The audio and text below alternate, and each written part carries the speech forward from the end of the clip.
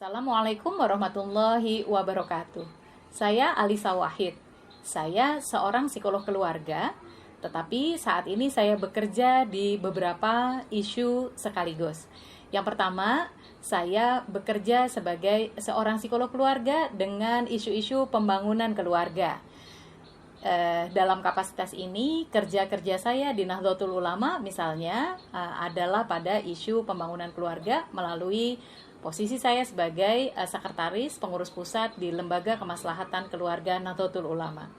Yang kedua, saya juga bekerja di isu-isu demokrasi, pembangunan, kerjasama lintas iman, dan juga hak asasi manusia. Dalam kapasitas ini, saya bekerja bersama Jaringan Gus Durian Indonesia. Dan dari kedua track ini tadi, kedua jalur ini, saya diminta saat ini untuk bertugas menjadi duta SDGs atau Duta Sustainable Development Goals, atau kalau bahasa Indonesianya Duta Tujuan Pembangunan Berkelanjutan dari Bappenas Republik Indonesia bersama Fania Herlambang dan Billy Mambrasar. Nah, kali ini dalam kelas kita kali ini kita akan belajar tentang SDGs dan keluarga. Jadi, apa itu SDGs?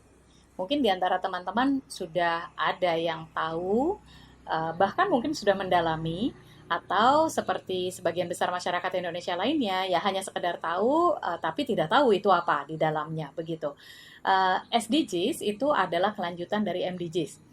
SDGs pada tahun 2000 sampai 2015 para kepala negara di PBB waktu itu memutuskan bahwa ada 8 PR besar yang itu harus dikerjakan bersama-sama oleh negara-negara di dunia ini. Mereka menyebutnya sebagai Millennium Development Goals dan ada 8. Nah, pada saat menjelang akhir tahun 2015, akhir MDGs itu, mulai dipikirkan tentang agenda-agenda baru dan cara mengambil keputusan agenda-agenda yang mana yang mau ditekuni secara bersama-sama.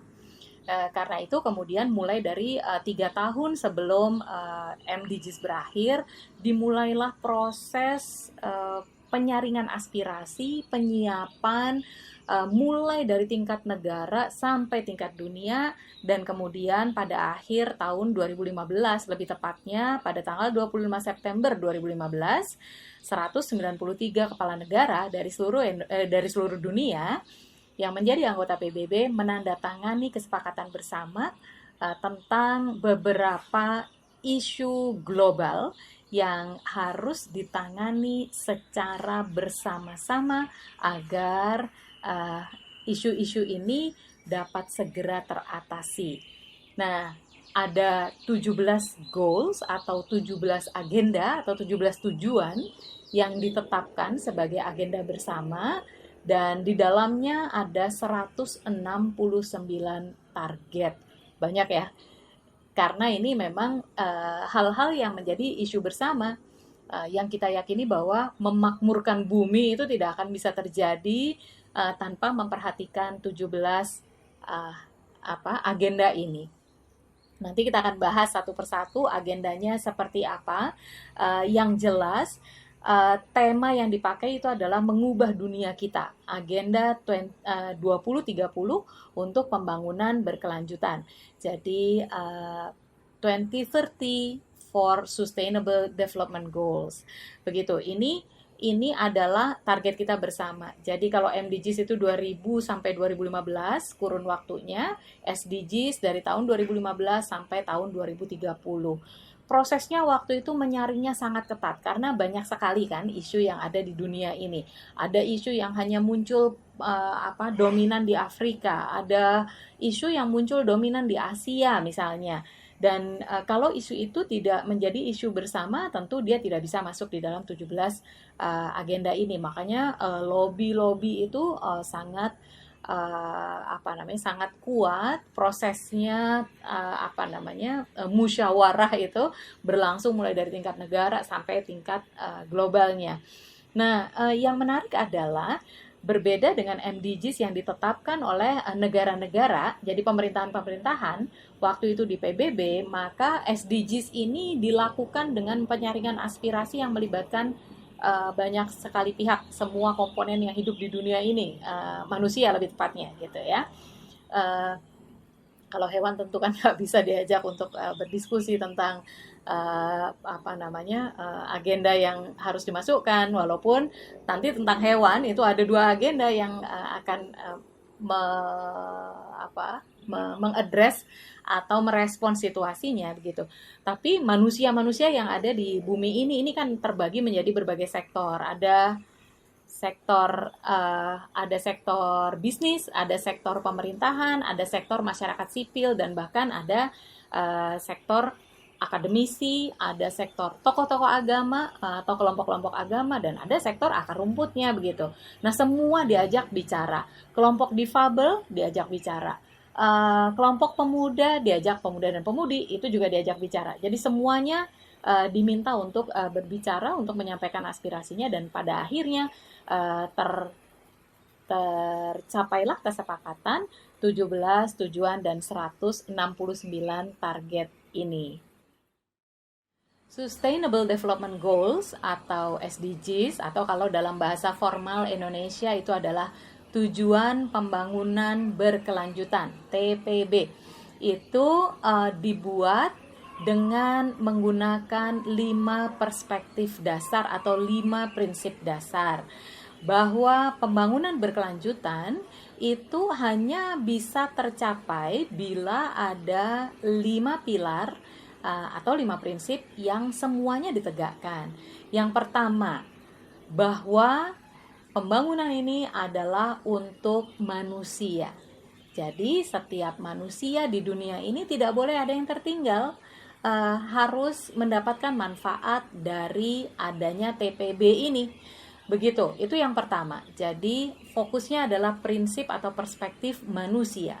Kemudian prinsip yang kedua, pilar yang kedua itu adalah prosperity. Jadi people itu yang pertama, kemudian yang kedua prosperity atau kesejahteraan atau kemaslahatan gitu. Kalau kemaslahatan menjadi prinsip, maka semua agenda dunia harus diarahkan kepada tercapainya atau meningkatnya kemaslahatan manusia di bumi ini.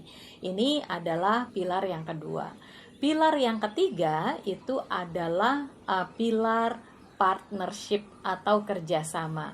Tadi sudah saya jelaskan bahwa SDGs itu dari sejak awal konsepsinya saja melibatkan berbagai komponen, karena diyakini bahwa hanya dengan kerjasama seluruh elemen di dunia ini, seluruh komponen di dunia ini, maka prinsip atau pilar manusia dan pilar kemaslahatan itu akan bisa terwujud.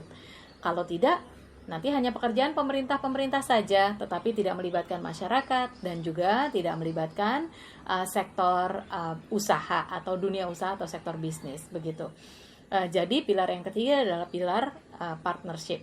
Yang pilar yang keempat itu adalah pilar perdamaian atau peace.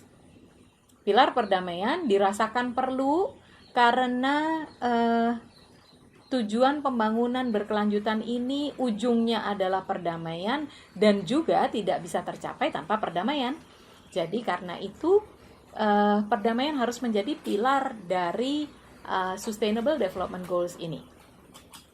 Dengan perdamaian sebagai pilarnya, maka perspektifnya adalah perdamaiannya diwujudkan terlebih dahulu sebelum kita kemudian bisa mencapai kesejahteraan manusia di muka bumi ini melalui kerjasama. Dan yang terakhir, pilar yang tidak boleh ditinggalkan itu adalah planet. Kita selama ini sudah menganiaya bumi ini. Kita sudah banyak menjalankan praktek-praktek yang tidak ramah kepada keberlangsungan atau keberlanjutan bumi.